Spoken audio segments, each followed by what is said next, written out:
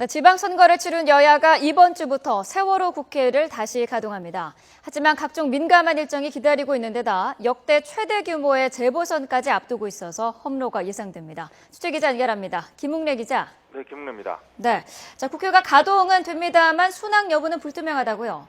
그렇습니다. 세월호 참사를 계기로 여야는 6월 임시국회를 열었습니다. 지방선거를 치르느라 잠시 일정을 중단했었고 이제 다시 국회를 가동합니다. 하지만 국회 일정이 그리 순탄할 것 같지는 않습니다. 여야가 뜻을 달리하는 굵직굵직한 현안들이 쌓여있기 때문입니다. 우선 6월 국회의 핵심이 바로 세월호 국정조사인데 여야는 증인 채택 부분에서 의견 대립을 보이고 있습니다. 증인의 범위를 어디로 할 건지가 문제인데 앞서 김기춘 대통령 비서실장의 증인 채택 여부를 놓고 국조계획서 채택 이전부터 신경전을 펼치기도 했습니다. 또 세월호 참사를 이유로 큰 폭의 개각이 예고된 만큼 국무총리나 장관 후보자들에 대한 국회 인사청문회가 줄줄이 열릴 것으로 보이는데 청문회 과정에서도 여야는 한치 양보 없는 설전을 벌일 것으로 예상됩니다.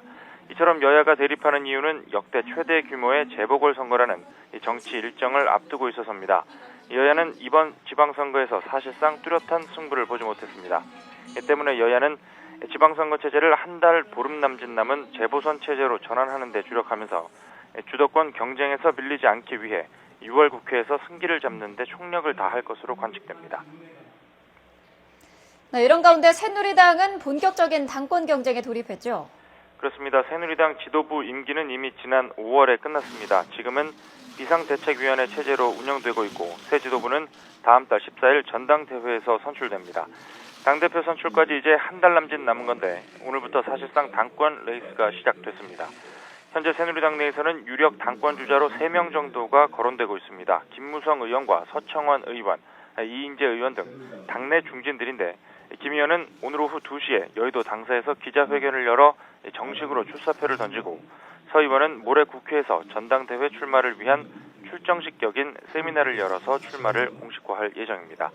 이 의원 역시 같은 날 비슷한 형식의 세미나를 통해 당권 출마를 공식 선언합니다.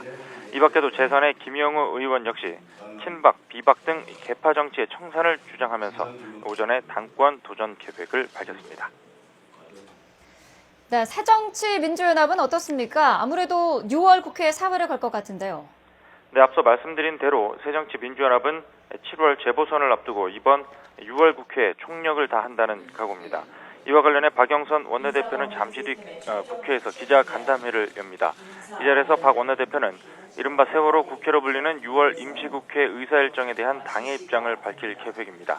특히 세월호 참사와 관련된 국회 현안을 주로 언급할 것으로 보입니다.